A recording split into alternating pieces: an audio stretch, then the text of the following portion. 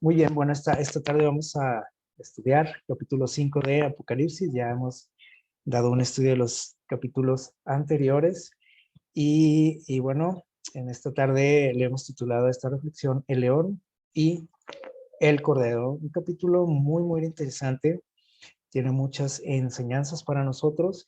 El capítulo anterior, si ustedes recuerdan, estuvimos viendo cómo Dios le muestra a Juan eh, su trono, ¿sí? Le muestra cómo se llevan a cabo las actividades, ¿sí? O la administración, ¿no? Del gobierno del universo. Le muestra a Juan, le deja bien en claro, y a nosotros también, obviamente, quién es el que manda, ¿no? En el universo, quién tiene el control, quién tiene el poder, quién gobierna, ¿no? En el universo, en nuestro mundo especialmente, y en nuestras vidas, ¿no? Ojalá que así sea, que Él es que Él sea que Dios sea el que gobierne nuestras vidas también. Así que bueno, les decíamos por ahí en la conclusión, ¿no?, de aquel tema, que pues hay situaciones, ¿no?, en nuestro mundo complicadas donde hay mucha incertidumbre, hay angustia, inquietud, ¿sí? Al momento pues de enfrentarlas, ¿no? Y ojalá que al leer ese capítulo, en el capítulo 4, podamos descansar, confiar, tener esperanza, fe en que Dios tiene el gobierno del universo en sus manos, ¿verdad? Y así es, de hecho. Y bueno, nos dice en el capítulo 5, versículo 1.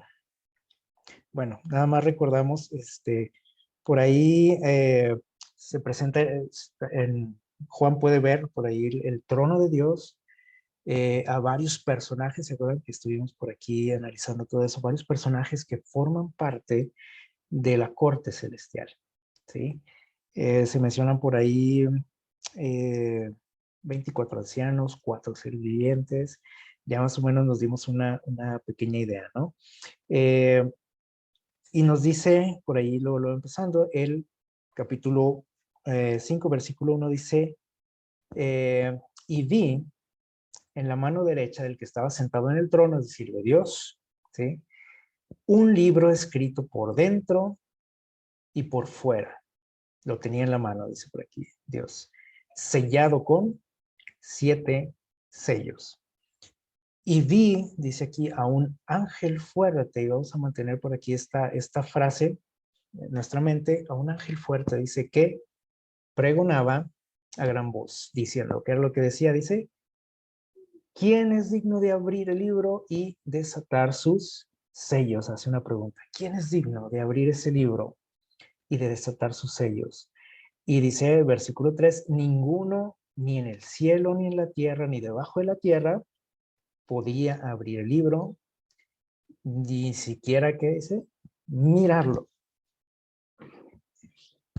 Y bueno, eh, al ver Juan que nadie era digno, nadie podía, dice, ni siquiera mirar ese libro, Juan se da cuenta de que ese libro era algo muy importante. Y ve que nadie es digno, y dice, bueno, ¿y qué va a pasar con esto? Porque nadie puede abrirlo, y por ahí nos relata que empieza él como a angustiarse por esta situación, ¿sí? Ahora, ¿qué contenía este libro? Dice que era un libro que estaba escrito por dentro y por fuera, o sea, por ambos lados, ¿sí? Y sellado con 7 sellos. Por eso nadie lo podía abrir, ¿ok? ¿Qué contenía este libro? Vamos a ver qué nos dice por aquí. En este manuscrito de la señora Elena White, dice lo siguiente: ahí en su mano derecha yacía el libro, ¿sabe? Este libro del que estamos hablando, el rollo de la historia de las providencias de Dios. Eso contenía este libro, o contiene este libro. El libro dice que contiene la historia de las providencias de Dios, la historia profética de las naciones y de la iglesia. ¿Qué les parece? Ahí está escrito toda la historia. La historia de, ¿qué dice? De las providencias de Dios, de la historia de las naciones y la historia de la iglesia. Muy parecido a lo que nosotros leemos en Apocalipsis, ¿verdad? Sin embargo, este libro dice que estaba sellado. Y al mantenerse sellado o con esta expresión nos dice que, bueno, su contenido era que desconocido. ¿Ok? Eh, ¿Qué más nos dice por aquí? Este manuscrito dice, ahí estaban contenidos sus pronunciamientos divinos, su autoridad. ¿Autoridad de quién? De Dios. Sus mandamientos, sus leyes, todo consejo simbólico del Eterno y la historia de los poderes gobernantes de las naciones. Todo esto está contenido en ese libro. ¿Okay? El lenguaje simbólico estaba contenido en ese rollo. La influencia de en ese rollo, perdón, dice la influencia de cada nación, lengua y pueblo desde el comienzo de la historia de la Tierra hasta su final. O sea, toda la historia de nuestro mundo, ahí está en ese libro.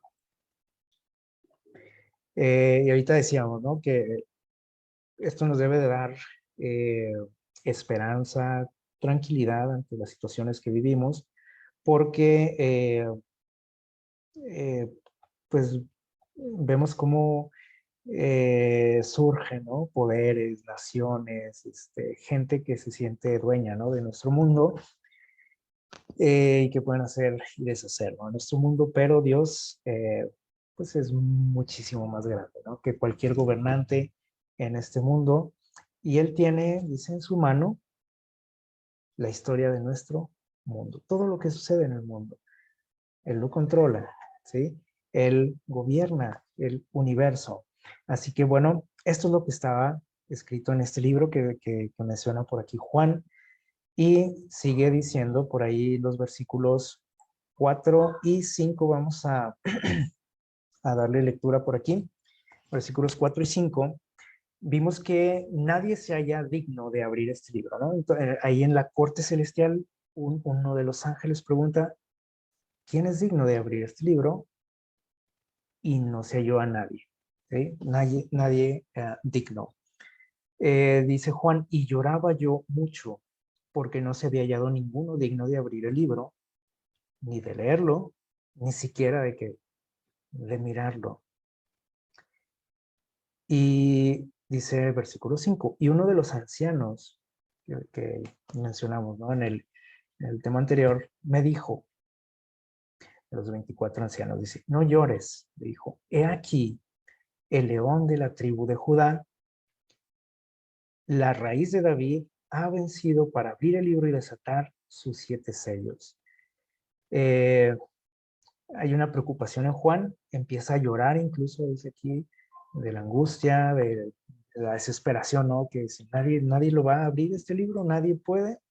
Sin embargo, dice que uno de los ancianos se acerca a él y le dice que no llore, y le dice, he aquí el león de la tribu de Judá. Así, mira, aquí viene el león de la tribu de Judá, la raíz de David, que ha vencido para abrir este libro y desatar sus sellos. ¿Quién es el león de la tribu de Judá? O la raíz de David. ¿Quién venció para que tuviera autoridad y el poder de abrir este libro y desatar sus sellos? ¿Quién se imaginan ustedes? Bueno, Jesús, ¿sí? Jesús mismo.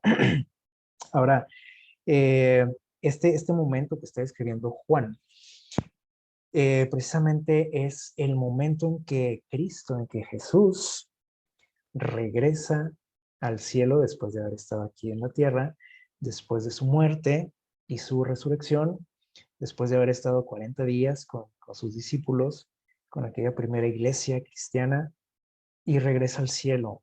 Y justo en ese momento es cuando aquel ángel pregunta, ¿quién es digno de abrir este libro? Y cuando Juan está más desesperado, angustiado y llorando, uno de los ancianos le dice, mira, aquí está la persona que es digna, ya no llores. Aquí hay alguien que es digno, que ha vencido. Le llama aquí el león de la tribu de Judá, la raíz de David, que ha vencido. ¿Por qué le menciona que ha vencido? Bueno, porque recién Jesús llegaba de la tierra, ¿ok? Estaba llegando al cielo.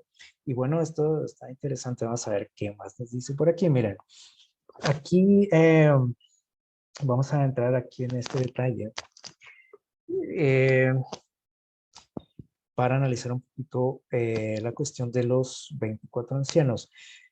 Eh, hay una, o la postura, pues la interpretación que normalmente la iglesia da de este asunto que hemos mencionado de los 24 ancianos es que se trata de seres humanos, ¿no? Que fueron llevados al cielo como primicias, como una ofrenda a Dios eh, después de que Jesús asciende al cielo. Sin embargo, al estudiar esto detenidamente, si nos damos cuenta de que precisamente en este momento de la historia es cuando Jesús llega al cielo, ¿ok? Entonces, estos ancianos por aquí que se mencionan ya están en el cielo, ¿sí? Obviamente Jesús sí lleva una ofrenda, algunos seres humanos que resucitan con él son llevados al cielo, sin embargo, estos ancianos ya están ahí, ¿sí? Forman parte de la corte celestial y nosotros vemos este hecho, por ejemplo, en el capítulo 1 de Job, en el capítulo, me parece que es 22 de Primera Reyes, donde eh, vemos o se nos muestra que existe una corte en el cielo, ¿sí? Donde hay un comité, podríamos decir, una junta directiva en el cielo, y estos ancianos forman parte de ella. Aquel concilio, aquella corte del cielo es la que se menciona ahí en Job, donde incluso Satanás tiene participación, ¿recuerdan ustedes? Entonces, parece ser que aquí hay ¿cómo podríamos decir?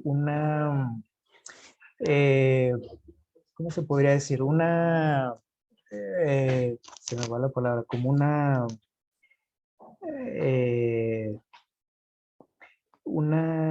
se fue la palabra, o sea, algo que no checa, ¿sí? Es decir, que ellos parece ser que con anterioridad estaban en el cielo, ¿sí? Y aquí apenas Jesús está llegando al cielo con esas ofrendas precisamente que estamos mencionando.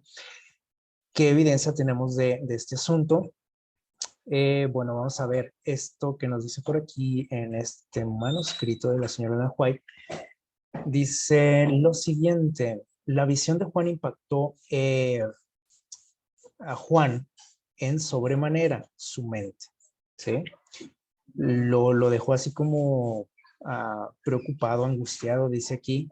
El destino de cada nación, ¿sí? Se hallaba en ese libro.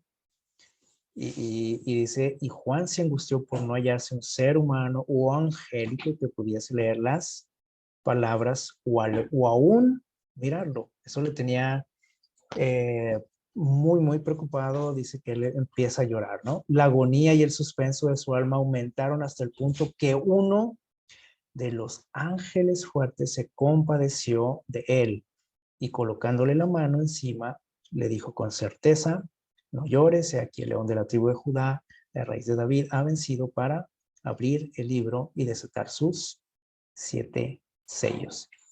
Ok, no sé qué notaron aquí de extraño. Miren, la cita bíblica nos dice que se acercó a Juan, uno de los 24 ancianos, ¿sí? Y la señora Juan aquí lo identifica a este personaje como un ángel, que dice aquí, fuerte. Esta expresión de ángel fuerte, por aquí se mencionó al inicio del capítulo, dice que un ángel poderoso, un ángel fuerte, fue el que preguntó que quién era digno de abrir el libro y desatar los sellos, ¿se acuerdan? Entonces parece ser que el que pregunta, el que hace esta pregunta de que quién era digno, también era uno de los 24 ancianos. Aquí los menciona como ángeles fuertes. Esta expresión fuerte significa o tiene que ver con el rango, ¿no? De estos personajes, tiene que ver con su autoridad, con el cargo que tienen dentro del gobierno de Dios. Eh, y dice aquí que él fue el que se compadece de Juan, ¿sí? Le coloca su mano encima, ¿sí? Como una expresión ¿cómo podríamos decir?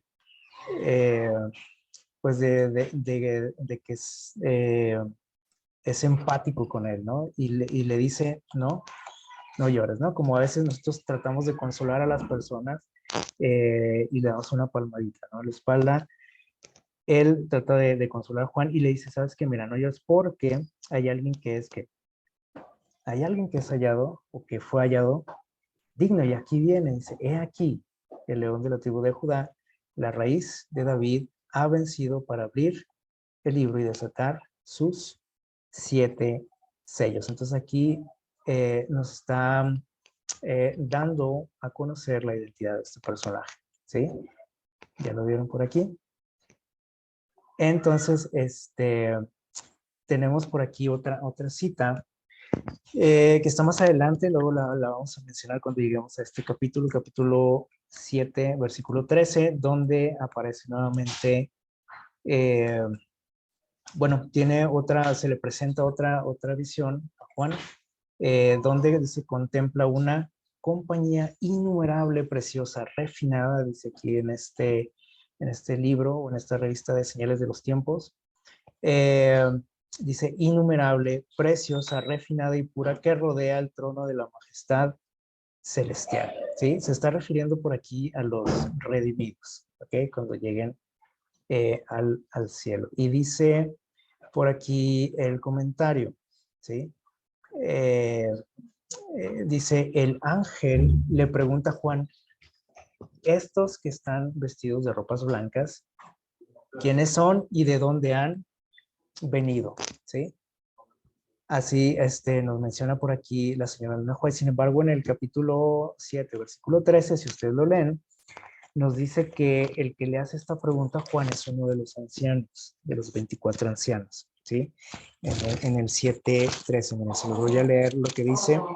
Dice lo siguiente, dice versículo 7, perdón, capítulo 7, versículo 13, dice, entonces uno de los ancianos le preguntó, ¿sí? Estos que están vestidos de ropa blanca, ¿quiénes son y de dónde han venido?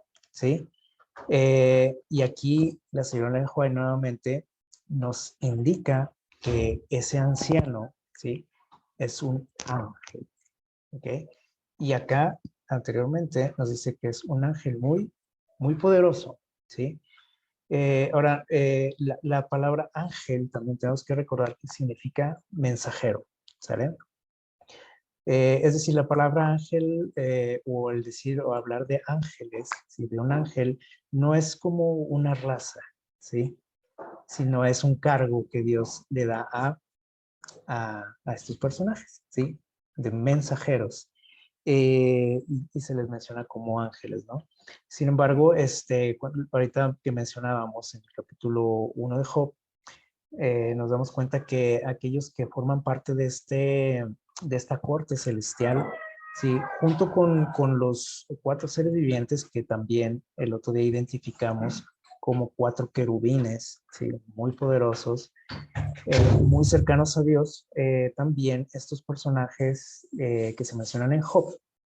Capítulo 1 nos dice que eran, o se les menciona como los hijos de Dios, ¿recuerdan?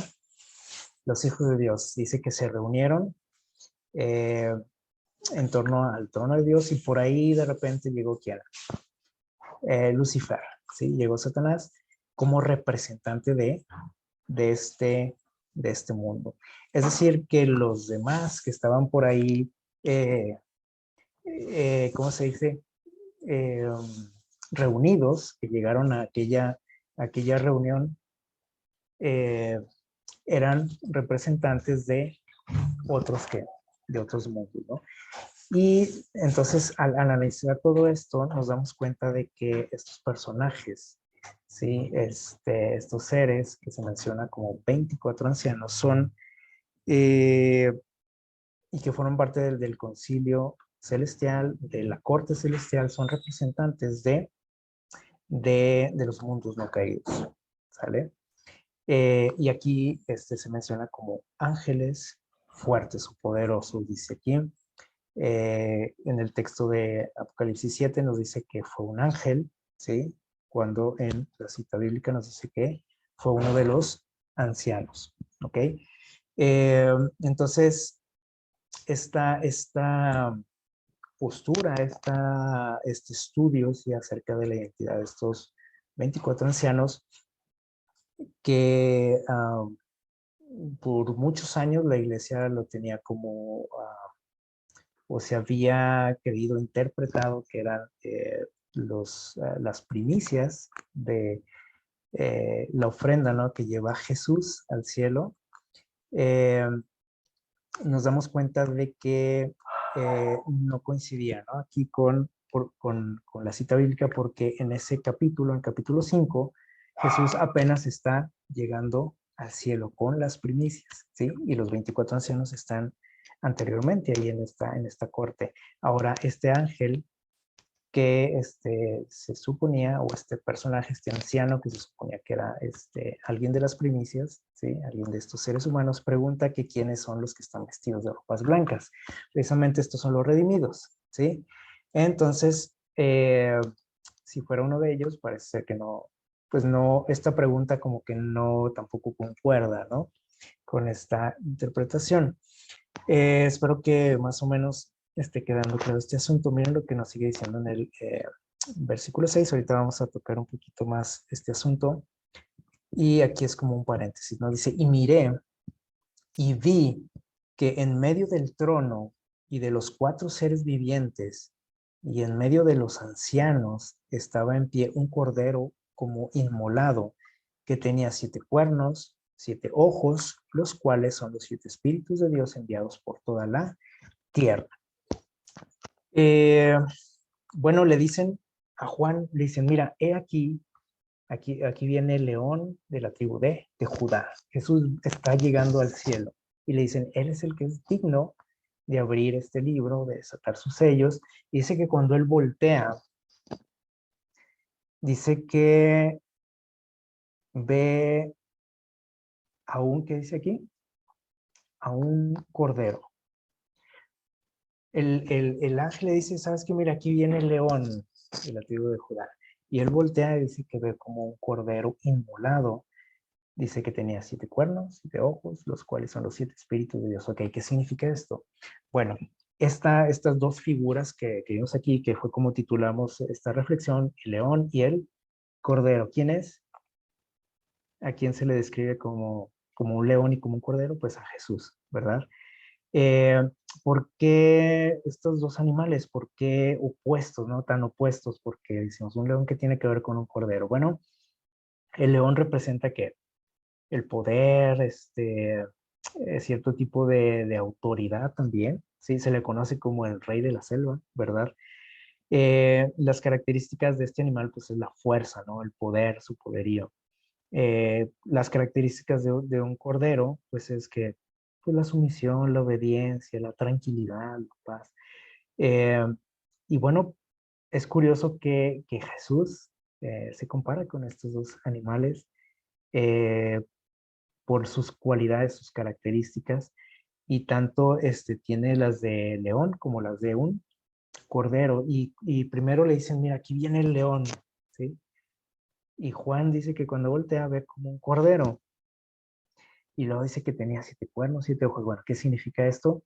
Los cuernos nosotros sabemos que significan que poder también, ¿sí? Los poderes, ¿se acuerdan cuando hablamos de cuernos aquí en las profecías? Entonces, a pesar de que se ve como un cordero, dice aquí, tenía 7 cuernos, ¿sí? Hablando de la plenitud de su poder, o sea, la totalidad del poder está en quién, en él. La autoridad, los 7 ojos, los ojos simbolizan eh, la sabiduría, ¿sí? El conocimiento. Y dice aquí que aparte estos simbolizan ¿qué? Los 7 espíritus de Dios. Y ya vimos que no existen 7 espíritus, hay un espíritu nada más, ¿sí? El Espíritu Santo, pero ya vimos que se mencionan por ahí en Isaías 7 cualidades del Espíritu Santo, el cual nosotros sabemos que estaba en quién, en Jesús, el Espíritu de Dios, ¿sí? Eh, y estas cualidades también las tenía Jesús, las cualidades del Espíritu Santo o los frutos del Espíritu Santo. Entonces, ¿quién era el que venía por ahí que le dicen que lo describen como un león y que Juan ve como un cordero? Es Cristo, ¿sí? Y dice que estaba como inmolado, es decir, él venía de qué? del sacrificio, ¿sí? De dar su vida por nosotros y lo ve llegar, ¿sí? Obviamente con aquellas primicias que mencionamos, llega al cielo y miren lo que dice por aquí. Enseguida, versículos 7 y 8 dice, y vino y tomó el libro de la mano derecha del que estaba sentado en el trono. ¿Qué les parece? Primero no había nadie digno de tomarlo, ni de mirarlo, ni de abrirlo, y él llega, ¿sí? Este león o este cordero, dice, y toma el libro del que estaba sentado en el trono. ¿De la mano de quién? De Dios, de su Padre. Dice, y cuando hubo tomado el libro, ¿qué sucede? Los cuatro seres vivientes, que mencionamos la vez anterior, que profundizamos un poquito en esto, los 24 ancianos, es decir, toda la corte celestial, ¿sí? Se postraron delante de Cristo, del Cordero, de Jesús. ¿Por qué? Bueno, porque él había, que dice aquí, vencido y tenía autoridad de abrir este libro que contiene, dijimos, toda la historia de la humanidad, desde el principio hasta el final. Y dice, todos tenían arpas y copas de oro llenas de incienso y de, ¿qué más dice por aquí? O de incienso, perdón, que simbolizan las oraciones de los santos. ¿Qué les parece? Y esto es interesante. Dice aquí que los ancianos tenían unas copas llenas de ¿qué? De incienso. Y nos dice aquí que ese incienso representa ¿qué? Las oraciones de los santos, o sea, del pueblo de Dios. Y bueno, ¿qué es lo que podemos sacar de enseñanza de esto? Bueno, aquí hay otro detalle en cuanto a quiénes son estos 24 ancianos, ¿sí? Que tienen, dice, estas copas con las oraciones de los santos. Miren lo que nos dice por aquí en este libro Exaltada Jesús. Dice, seres celestiales están destinados para responder a las oraciones de los que están trabajando desinteresadamente para promover la causa de Dios. ¿Quiénes son estos seres? Dice aquí seres celestiales. Aquí en la Biblia nos dice que son los 24 ancianos. Y aquí todavía nos aclara más. Dice, los ángeles, más que dice aquí, excelsos de las cortes celestiales. Por eso aquí en la Biblia, menciona, por ahí luego empezando, dice que era un ángel poderoso. En los manuscritos de la Nueva Juárez también nos dice que eran ángeles, ¿qué? Fuertes, poderosos, excelsos, o sea, lo máximo en el gobierno de Dios, ¿sí? En la administración del gobierno de Dios. Los ángeles más que dice aquí, excelsos, los que pertenecen a ese grupo especial, a esa corte, los representantes de qué? Del universo, ¿sí? Dice, ellos tienen también un papel muy especial, fíjense bien, o tiene mucho que ver aquí en nuestro mundo. ¿Por qué? Bueno, dice aquí que ellos tienen en esas copas las oraciones de los santos. Dice, ellos están designados para que tengan eficacia las oraciones que ascienden a Dios para el adelanto de la causa del Señor. O sea, son oraciones especiales que tienen que ver con ¿qué? Con la obra de Dios. ¿Ok? Cada ángel, fíjense bien, tiene su puesto particular del deber, o sea, cada uno tiene algo que hacer, del cual no se le permite que se aleje para ir a otro lugar. O sea, no tienen otra cosa que hacer más que eso. ¿Qué les parece? Si se alejara, o sea, si se diera unas vacaciones, uno de estos ancianos, uno de estos ángeles, dice, los poderes de las tinieblas obtendrían una ventaja. ¿Qué les parece? Así que no hay descanso. Así como Satanás no descansa, tampoco Dios ni sus allegados, ¿sí? Su corte tampoco descansan. Y por eso se acuerdan que vimos en el capítulo anterior, cuando Juan ve el trono de Dios, dice que había como relámpagos, voces, truenos, ¿se acuerdan? O sea, hay mucho movimiento, ¿sí? Mucho trabajo, mucho ajetreo, ¿sí? ahí en el trono de Dios, en las oficinas centrales, podríamos decir, del gobierno del universo. Así que imagínense, y bueno, esto también nos debe dar, eh,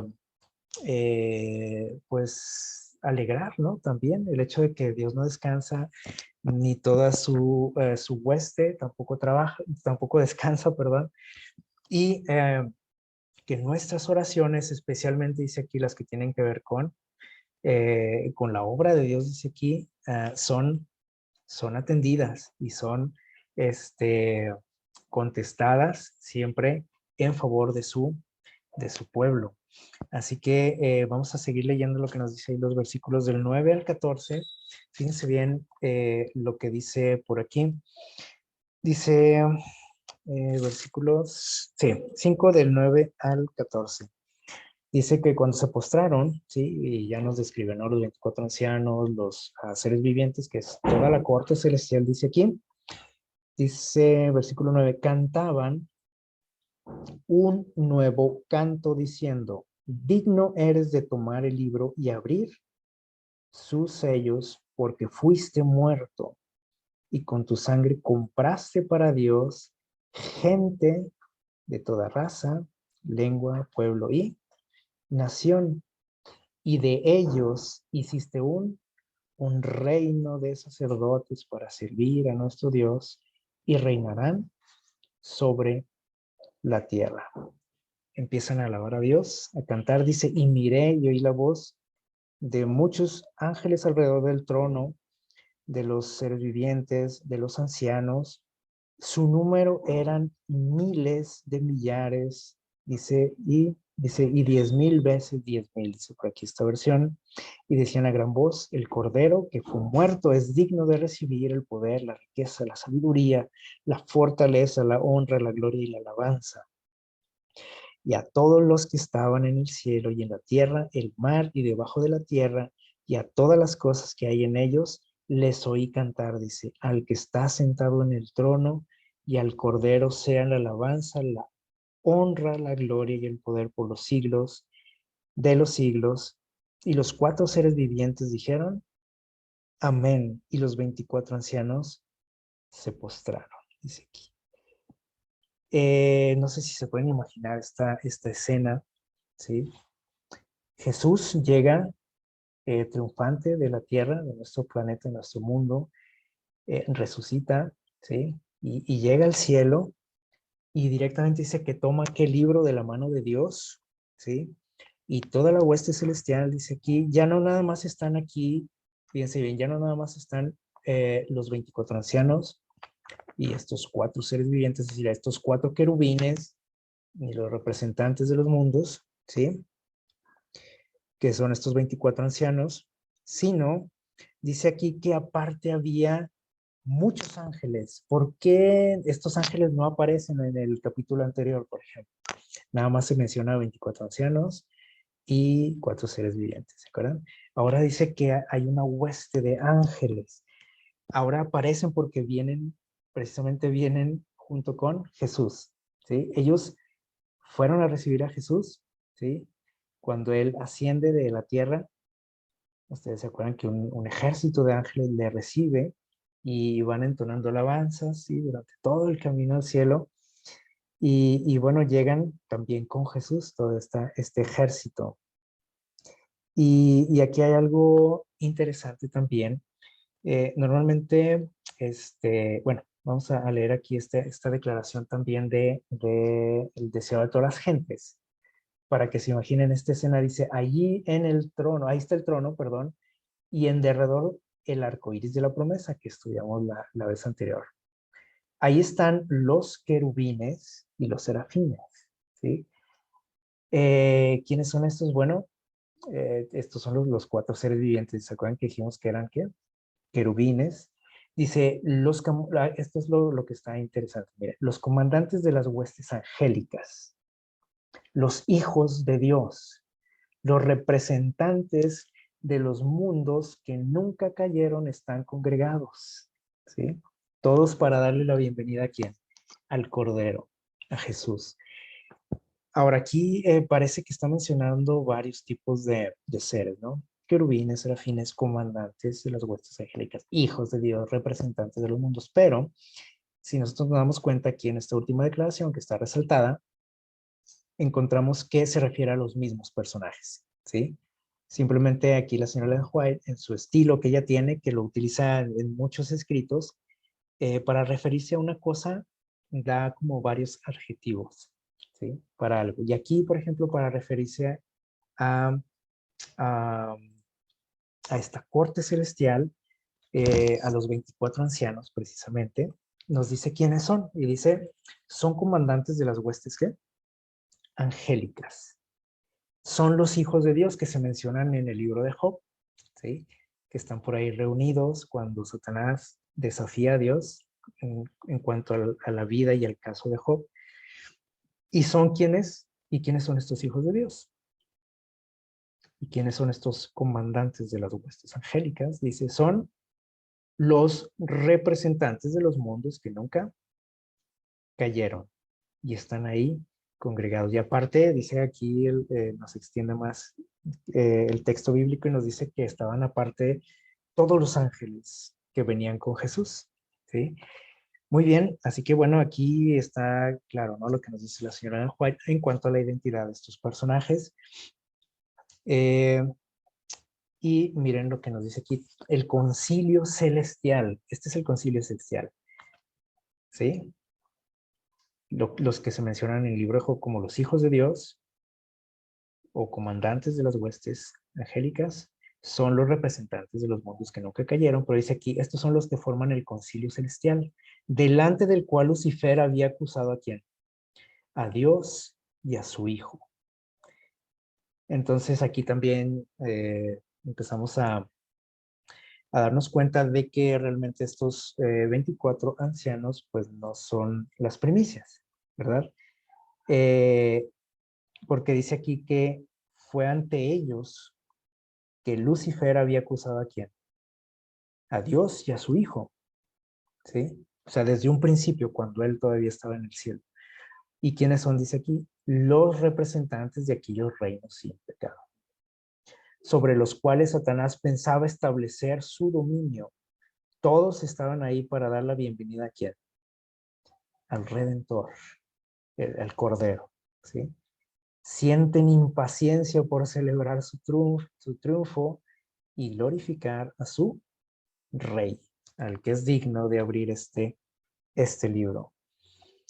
Ojalá que pudiéramos echar a volar nuestra imaginación, ¿no? E imaginar esta escena cuando Cristo llega al cielo, ¿sí? Y que es declarado digno. Dios le da esa autoridad porque le dice, sabes que tu sacrificio ha sido suficiente, ¿sí? Has triunfado, acepto ese sacrificio.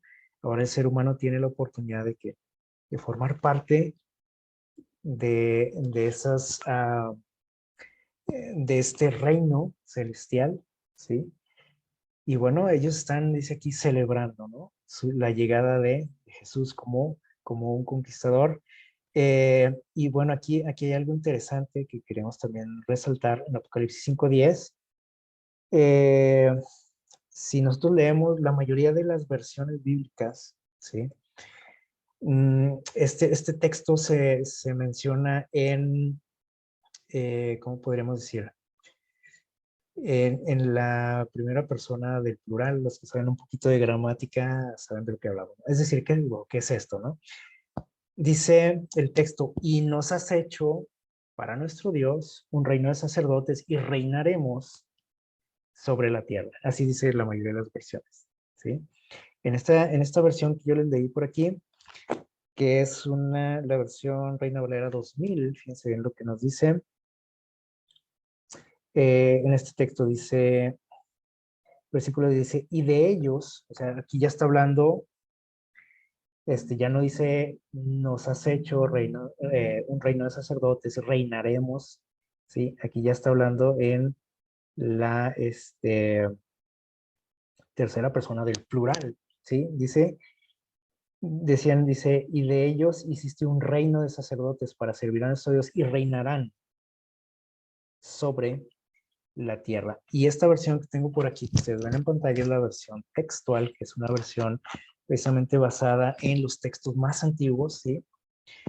Eh, prácticamente es una versión, o sea, lo más apegado a lo original, ¿sí? Y nos dice lo siguiente: los has hecho, ¿qué dice aquí? Para nuestro Dios un reino de sacerdotes y reinarán sobre la tierra. Es decir, por eso siempre se ha pensado que estos personajes, estos 24 ancianos, formaban parte de las primicias, ¿no? O sea, como seres humanos que habían sido llevados al cielo por Jesús.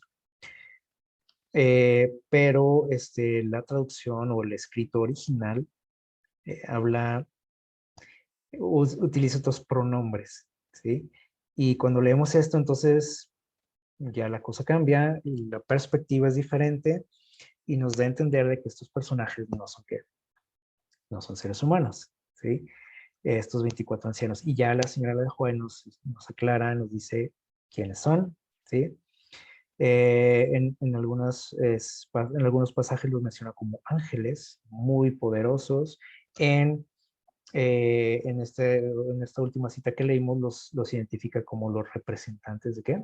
De los mundos no caídos, como los hijos de Dios. Y estos hijos de Dios se mencionan por ahí en el libro de Job, en aquel concilio celestial. Así que se empieza pues, a aclarar muchas cosas, ¿no? Que por muchos años pues se tenía una postura diferente, ¿no? Dentro de lo que es la iglesia al leer estos textos. Eh, y nos dice por aquí algo más, el comentario bíblico nos dice: según lo que se dice en el desierto de todas las gentes, este canto que mencionamos ahorita, en los versículos del 9 al 14, fue entonado por los ángeles cuando Cristo fue, ¿qué dice?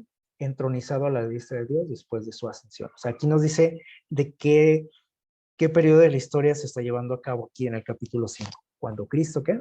Fue entronizado después de su ascensión al cielo.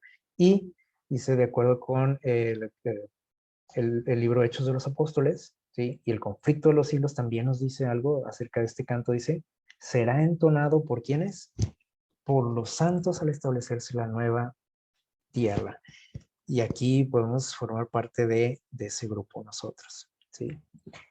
En la nueva tierra, dice, y por los redimidos y por los ángeles. ¿Cuánto tiempo se va a estar entonando este canto? Dice, por la eternidad. Y a estar muy padre este canto, me imagino yo. Ojalá que nosotros podamos ser de aquellos que entonen este canto por toda la eternidad. El canto que dice, al menos las palabras principales en el versículo 12 dice: el cordero que fue muerto es digno de recibir el poder, riqueza, sabiduría, fortaleza, honra y gloria y alabanza. Ese es mi mayor deseo, que podamos formar parte de este grupo especial que va a entonar este canto, que fue entonado cuando Cristo fue entronizado, dice aquí, cuando Él ascendió al cielo. Este canto se entonará de nuevo eh, cuando el pecado, cuando Satanás sea destruido para siempre. ¿Qué les parece? Y bueno, tenemos aquí ya para concluir esta declaración de la señora Elena White también. ¿Por qué quise compartir esto? Bueno, porque les decía ahorita que por muchos años se tenía esta interpretación, ¿no? De estos personajes, ¿sí? De los 24 ancianos, como las primicias, ¿no? Como la ofrenda que llevó Jesús al cielo después de su muerte.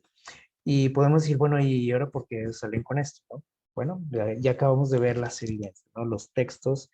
Y nos dice por aquí, ella dice: siempre se revelará una nueva luz de la palabra de Dios a aquel que se mantiene en una relación viva con el sol de justicia.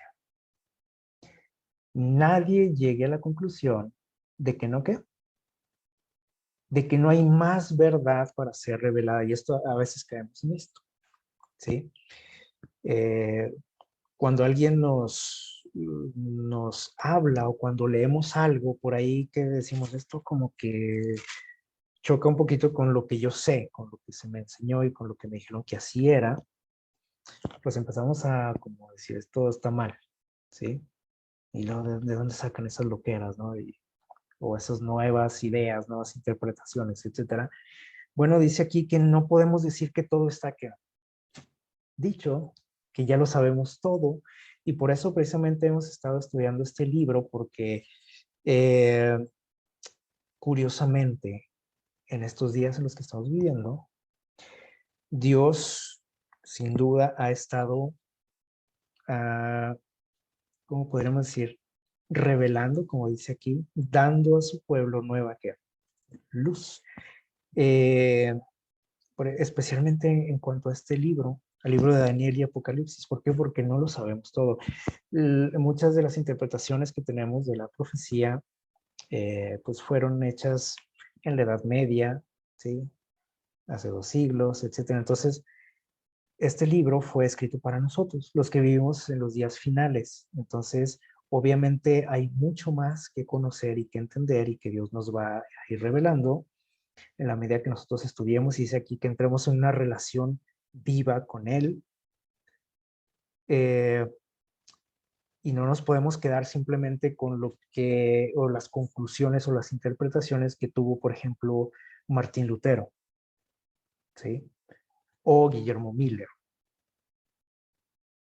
que son importantes, ¿sí? No, no quiere decir que estaban en un error, estaban equivocados, o que sus ideas eran eh, una herejía a lo mejor, sino que a ellos Dios les reveló hasta donde Dios quiso, ¿sí? ¿Por qué? Porque esto no era para ellos, o lo que entendieron, pues hasta donde Dios quiso, ¿sí?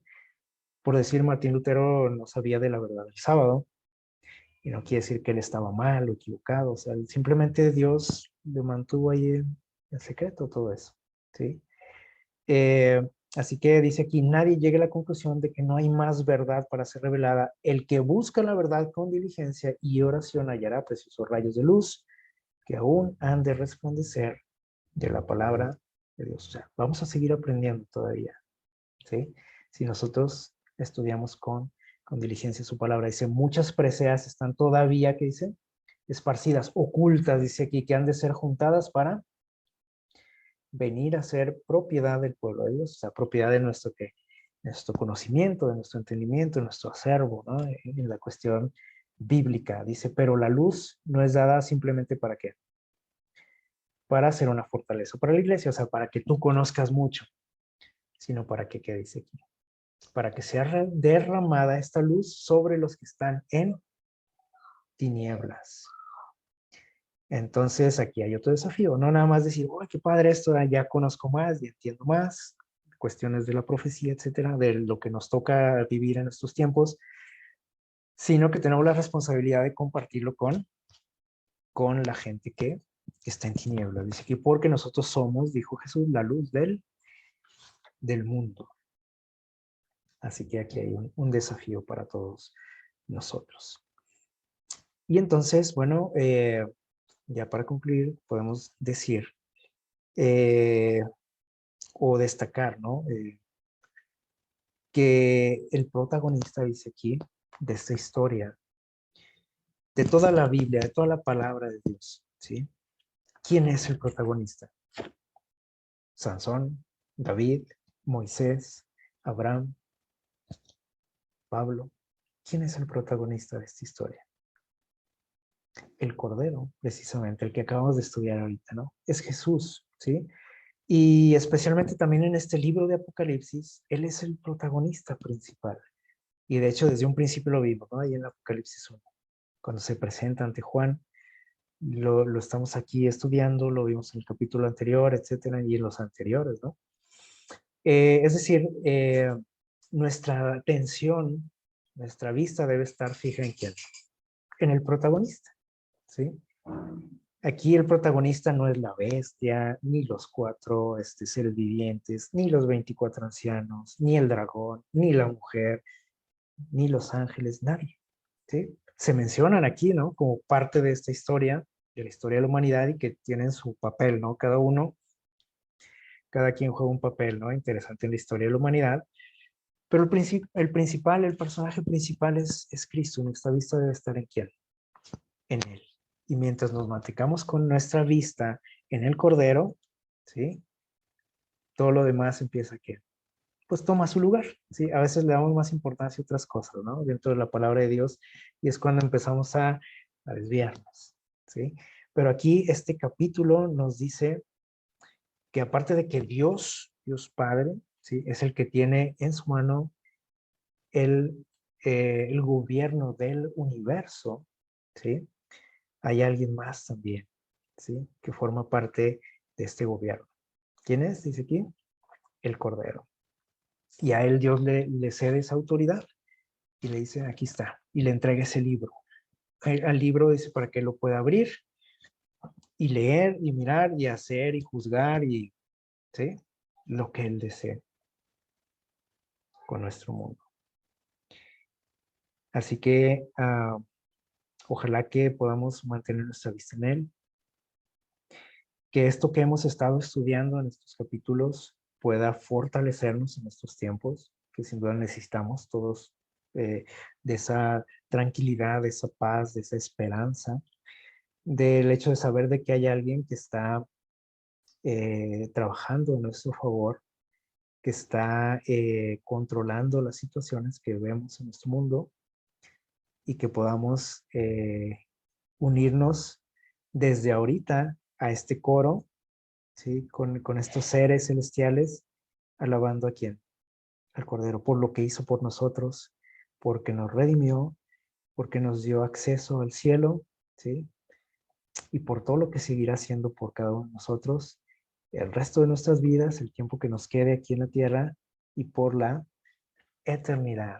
Así que, pues que Dios les bendiga, que tengan una feliz mitad de semana y que podamos confiar plenamente en que todos los asuntos de nuestra vida, del universo, de nuestro mundo, están en manos del Cordero y de su Padre. Que Dios les bendiga.